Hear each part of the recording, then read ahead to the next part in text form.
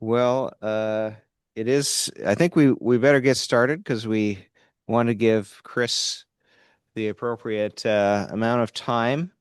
Uh, and Thank you, Chris, for joining us. Many of you here know Chris, I think already, Chris Pike. He is a postdoctoral fellow at the Taiwan Institute for Democracy. That's the name, right? Taiwan Institute for Democracy in Foundation. Taiwan Foundation for Democracy, working on religious freedom in China and Taiwan. He has done doctoral work on Christian history in China, and is a Free Methodist missionary who's been serving in Taiwan for a long time at as a chaplain at a school and as a pastor there. And he's presented here multiple times for us at the symposium. So we're thankful that he's able to join us again. Those of you who are joining us on Zoom, please remember to mute your microphones. And we will have time though at the end for Q&A, and you will be able to, if you want to ask questions at that point.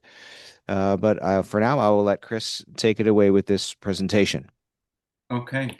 Thank you so much, James. This is a real honor to be presenting. This is actually my fourth presentation at the Wesley Symposium. I was there at the first one in 2009 when James was just a young doctoral student, not the exalted chair of Wesley studies that he is today.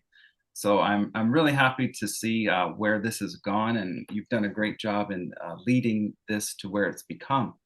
Um, my focus today is going to be on a different part of the world than David Bundy talked about. I'm going to be talking about China, and I'm going to be talking about the last Methodist bishop to serve in China in the official capacity, a man named Chen Wenyuan. And you'll see his name is W.Y. Chen in a lot of the writing, but I'll call him Chen Wenyuan from his Chinese name. Um, in the 1940s, he was an internationally recognized Christian leader, both in China and in the United States. But then in 1951, in the early People's Republic of China era, he was denounced and essentially erased from public life. So, this person who was incredibly influential and incredibly well known was just removed from public life. And so, when I was working on another project, I came across the story of Chen Wenyuan, and it really hadn't been developed at all. No one had really told this story. So I thought if I ever get an opportunity to do that, I would love to spend some time and find out more about who this was and what happened to him, because that's important.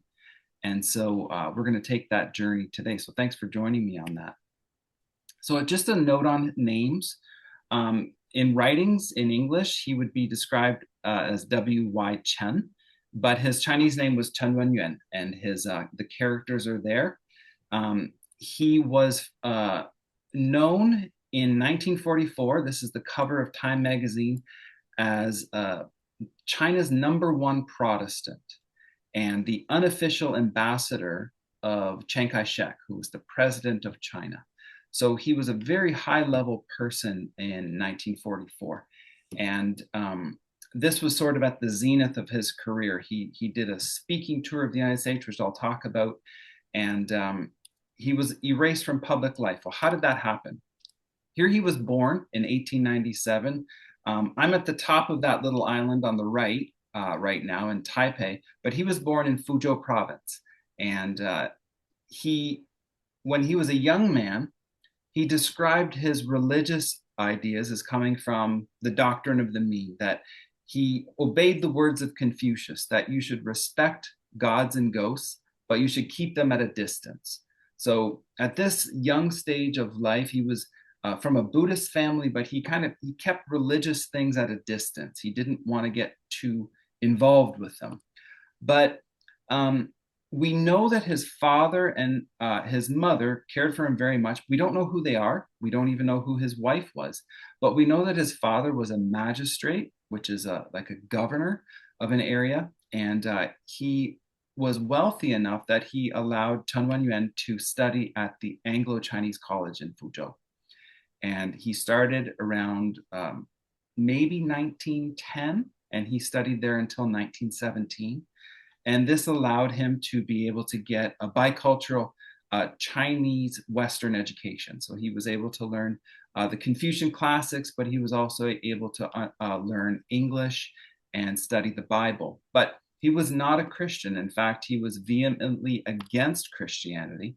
This is probably where the chapel that he attended, in the Yinghua Chapel. But he was not a Christian until 1910, and he had a powerful conversion experience. He was originally very much against Christianity, didn't want any part of it, but he had a roommate who was the president of the YMCA, the Young Men's Christian Association. And this roommate asked him to go and attend some street preaching he was doing. And so Chen Wenyuan agreed to go with him. And during the course of this street preaching, he found himself not actually engaging in Christian faith yet, but defending the Christian faith without actually believing it himself yet. But then he, one night, goes back to his room and he sees a picture of Jesus praying in the Garden of Gethsemane, probably this picture. And he says that he has this powerful experience of the face of Christ beaming in the twilight. And it just revealed to him his deep need for Christ. And he said to his roommate, who thought he was losing his mind because he was so distraught, that it's all over now. I have found Jesus. So he has this powerful conversion experience in 1910, and his life moved in a different direction. It was probably this painting that he saw because it was so worldwide at that time. Well, he gets baptized in Fuzhou at the Church of Heavenly Peace into the Methodist Episcopal Church. And this is what it looks like today. It's still there. And he begins to track toward work and life into the Methodist Episcopal Church, which was one of the churches in China at the time. And due to his connection to the Methodist Episcopal Church in China and some of the bishops there, he was able to get a scholarship to study at Syracuse University in New York.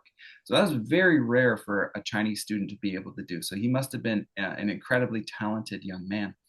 And he studied there from 1917 to 1919.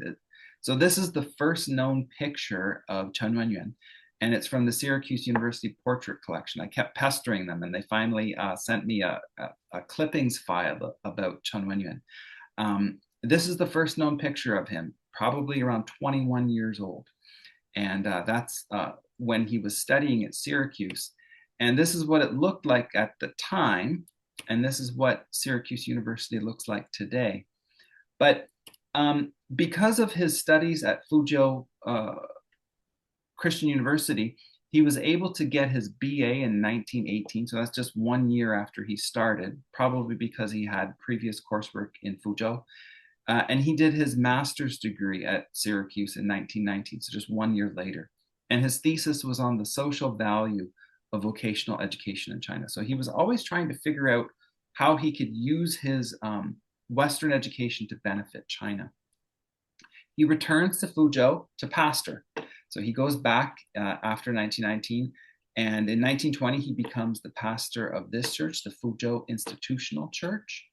And then after that, in 1923, the Fuzhou Student Church, which I'm not sure if that was an independent church or just the student body of the previous one. But then in 1926, he becomes the pastor of the Church of Heavenly Peace. And that's, as you remember, the church where he was baptized. And this was a very large church. It had seating for about 1,000 people. So it's the largest church in Fuzhou, and he is becoming a more and more influential figure. But he decides in 1927, through another opportunity, that he gets to go back to school, and he wants to get his PhD degree. So in 1927, he gets a scholarship from the Methodist Episcopal Church again. Some bishops in China worked it out so that he could go and finish his degree with the intention of coming back to China to become a professor. So he studies there for about 3 years, and this is where the School of Religion would have been at that time at Duke University.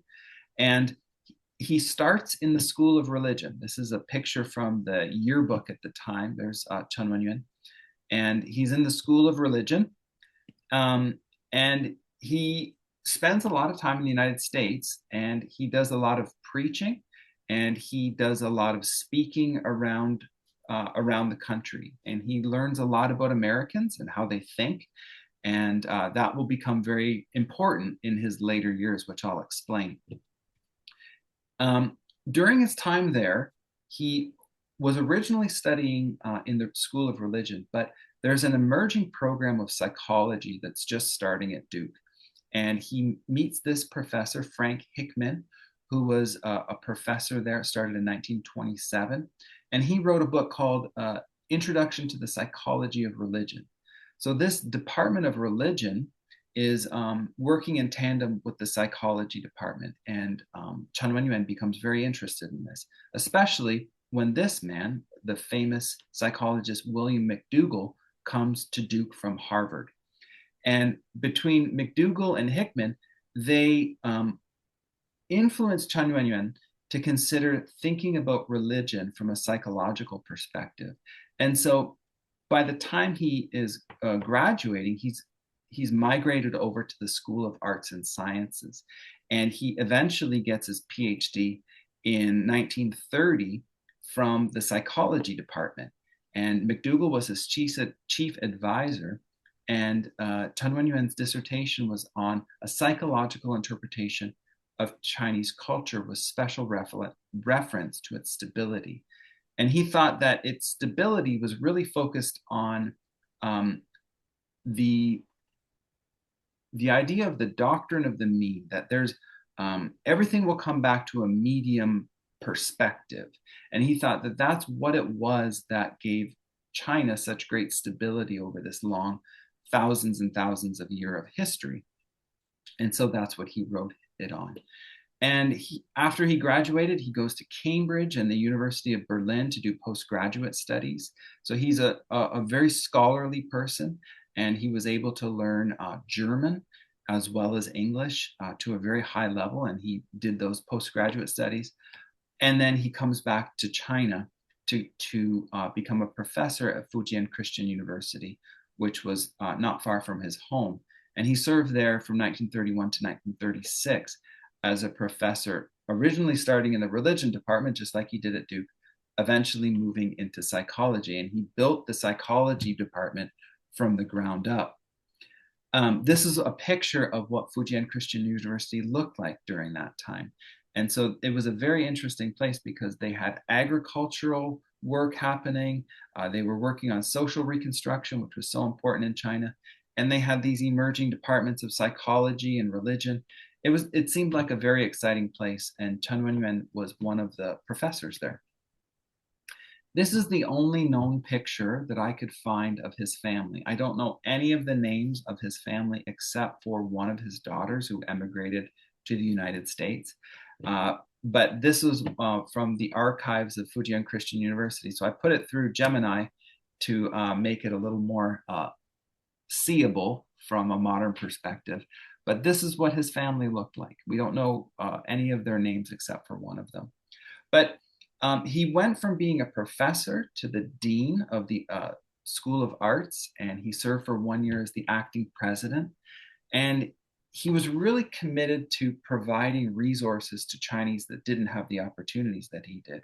So he used all of his education and experience to write books like Religion and Personality in Chinese, Chinese National Character and Culture, and Christ and the New Youth in Chinese, so that people who didn't have his opportunities would be able to learn from what he was able to gain.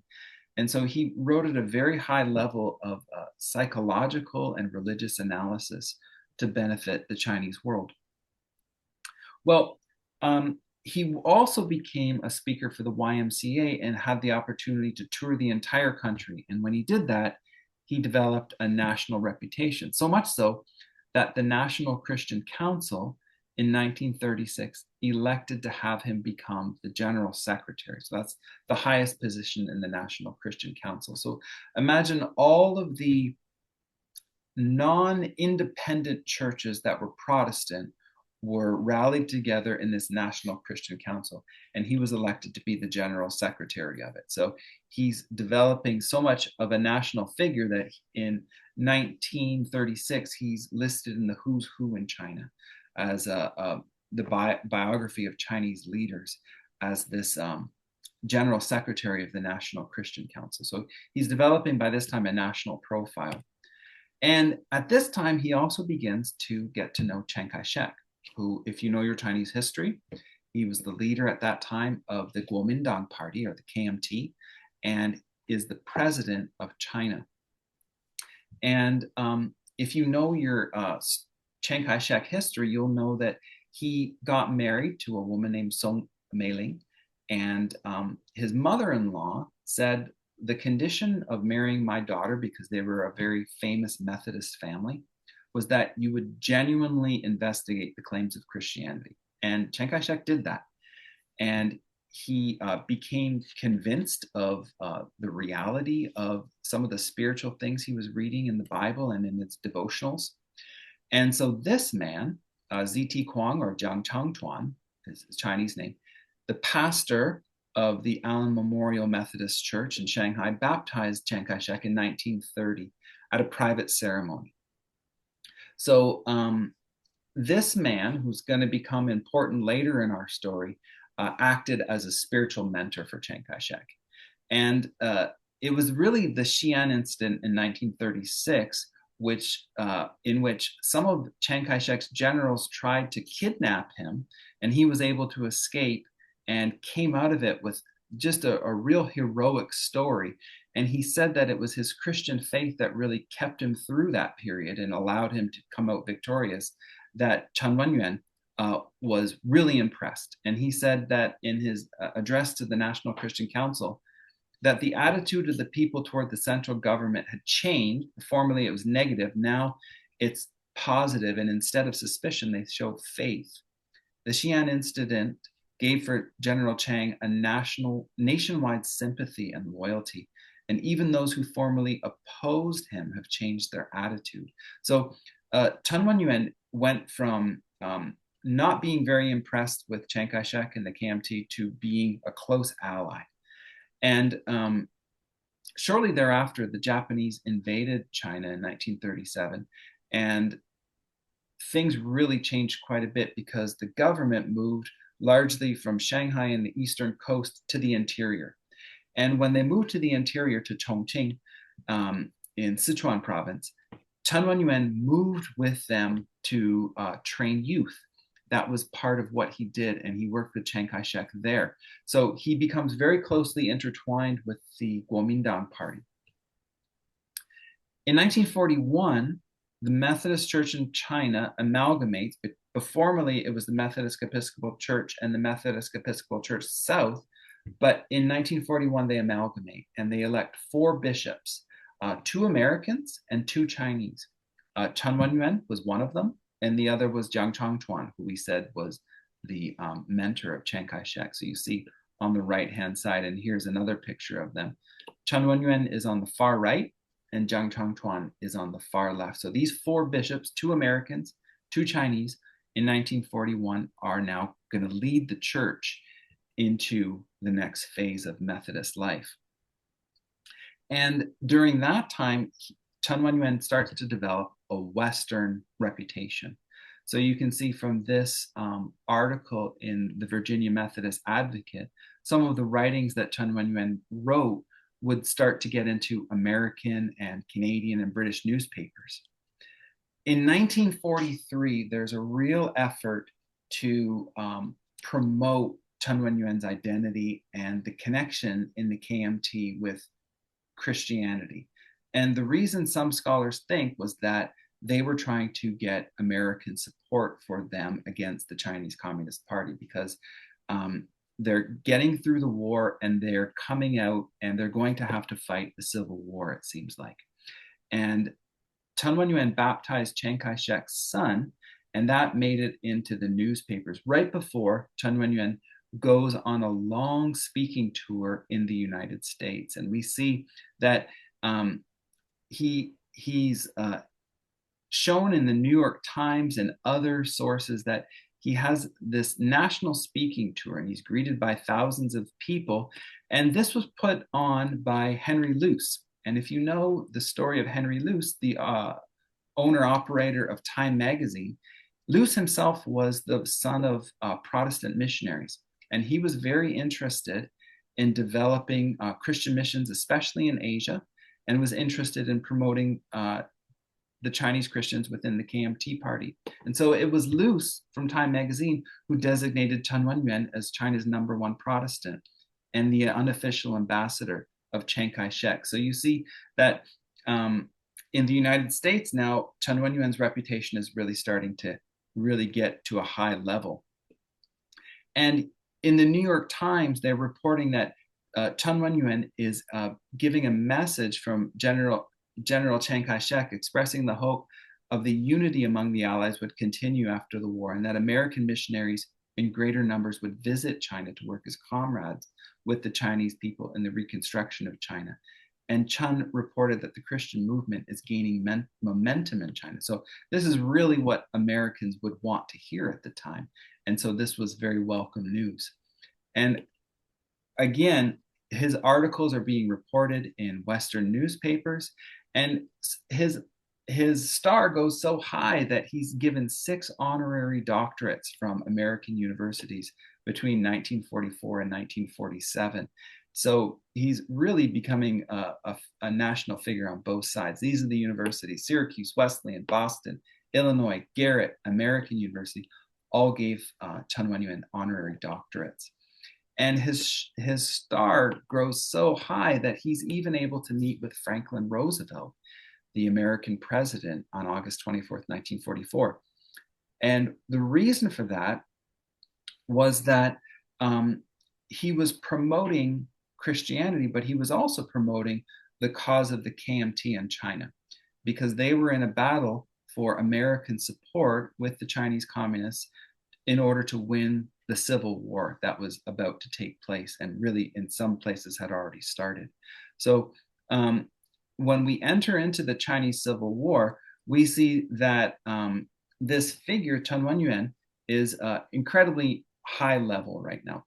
China's #1 Protestant and the unofficial ambassador of Chiang Kai-shek. So he was influential enough that he was on the list of the Constitutional Implementation Committee, meaning that he was part of the committee that wrote the initial constitution of the Republic of China in 1947. And here he is again in 1947 in Whitby, just a few kilometers away from Tyndale University. So he was here, or he was there, I should say, promoting the cause of the KMT in Canada. Well, as you know, the KMT lost the Civil War, and the Chinese Communist Party won. And after that, a Religious Affairs Bureau was established by the People's Republic of China in order to keep an eye and control Chinese Christians. And they created a Christian manifesto, which was written in order to recognize the history of imperialism in China by Western nations, and to try to break off the connection between Chinese Christians and Western Christians, particularly from the United States. And under pressure, 2 of the signatories were the Methodist bishops, Ziti Kwang and Chen Wenyuan. So they're now beginning to go under deep pressure. And in order to accelerate the process of cutting foreign ties, something called the denunciation movement was started. And what happened was that those who were willing to cooperate with the Religious Affairs Bureau and the Three Self Patriotic movement were to accuse or denounce those Christians who were not willing to come over under the oversight of the Three Self, which is the controlling group for the Chinese Communist Party of Christians. And some people were scapegoated as sacrificial offerings by those who needed to prove their loyalty to the new government. And this is exactly what happened with our 2 Chinese bishops. So this was Chen Wenyuan around that time, around 1951. On the left is the original picture from his Wikipedia page, and on the right, I put it through Google Gemini to update it. But The beginning of this started in April of 1951, where a standing committee was convened. And in 1951, there was a conference that was called in Beijing, about 154 people. And Jiang Changtuan, or ZT Kuang, you see his picture on the left there, denounced his fellow Methodist bishop, Chen Wenyuan. And he said that the reasons for that were that he was a trainer of youth, he was part of the New Life movement, and he moved the KMT and the Chinese toward a pro-Americanism.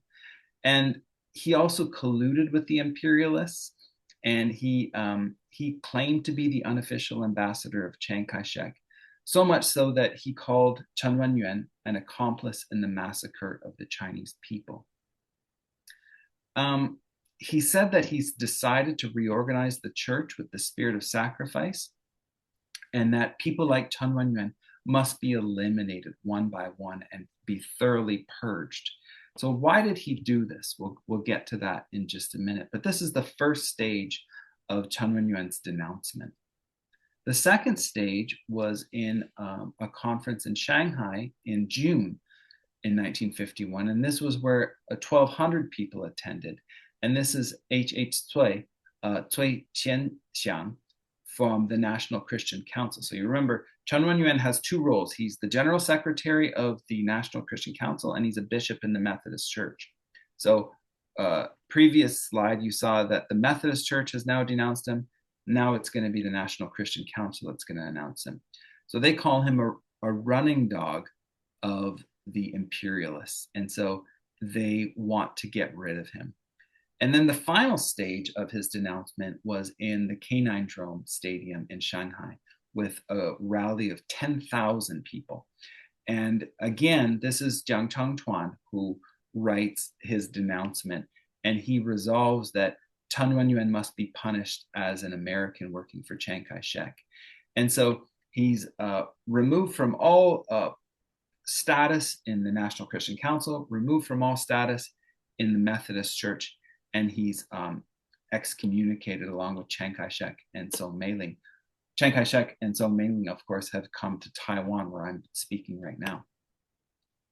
Now, Chen Wenyuan in his later years was arrested in 1951, right before this denouncement is happening. And the reports are that he was imprisoned in Shanghai, but the date is uncertain. He was sentenced to about 5 years in prison. So some date his release at 1956, while others date it to 1959. But he returned to Chongqing later when he was allowed to leave because of ill health. And in his later years, he translated English and German works. And that's the end of his story. And so his fellow Methodist bishops, Ralph Ward and Jiang Changtuan, who we looked at, died in 1958. But the man who denounced him, his son, reported that Chen Wenyuan forgave him because he said that he knew that he had to do that in the situation that he was facing. And on November 8th, 1968, Chen Wenyuan died in Chongqing from stomach cancer. And he was the last official Methodist bishop in China. And so he went from this incredibly influential, powerful figure to completely denounced and erased from public life. So, some conclusions. What can we learn from the life of Chen Wenyuan? The first is that his life reveals not only immense personal suffering, but also the inevitable suffering that his wife and 5 children must have faced as he was denounced in prison, as the freedoms began to be restricted in China. So that happened in 1951, where the religious freedoms really began to be restricted. Another conclusion that we learned from this is that he was an immensely talented individual. So he had degrees and experience from major universities. He was an expert in Christianity and Chinese religions, and he kept up on developments of these fields. And he had really amazing experience in organizational leadership as a pastor, a professor, university president, and head of a national organization, and a bishop. And all of that was squandered in the spring of 1951 when religious freedoms were restricted. The third conclusion is that the reasons put forth for why Chun was denounced in 51 were essentially because he was too closely connected to both American imperialists and the KMT. But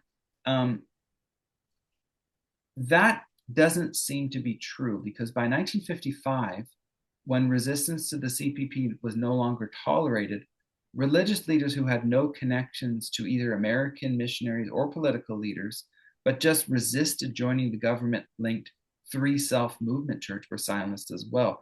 And I know that because of the work I wrote on this man, Wang Mingdao. Wang Mingdao, he had no connections to American missionaries or Chinese politicians, but by 1955, he himself was also branded a counter-revolutionary. So the issue really wasn't connection to the Americans. The issue really was the ideological control of the people that the CCP wanted to have over the Chinese population. And the final conclusion is that the denunciation of Chen Wenyuan by his fellow Methodist bishop, Z.T. Kwong, is instructive on how people can be manipulated in a political context like China in the early 1950s. Because Z.T. Kwong, or Zhang Changchuan, was the pastor of the Allen Memorial Methodist Church, and he baptized Chiang Kai-shek at a private ceremony. And he became not only Chiang Kai-shek's mentor, but he was also part of the North China Christian Union Group, which was an organization that the Japanese had founded during their invasion. And so Zhang Changchuan worked with the Japanese while they were invading them. And so he had a lot of political skeletons in his closet that he had to protect himself from. And so if he didn't offer Chen Wenyuan up, he himself would have been denounced. And this type of totalitarian political environment creates an eat or be eaten mentality, in which people with political skeletons in their closets feel they need to protect themselves in order to survive by accepting moral compromises. And so finally, this is my last slide. The research for this paper and presentation was made possible through a postdoctoral fellowship from the Taiwan Foundation for Democracy, because there are organizations in the world like the Taiwan Foundation for Democracy that are interested in protecting religious freedom so that things like the Wesley Symposium in Canada can continue to happen. And so I'm really thankful for the opportunity to present this research today. So thank you so much for the opportunity to share with you.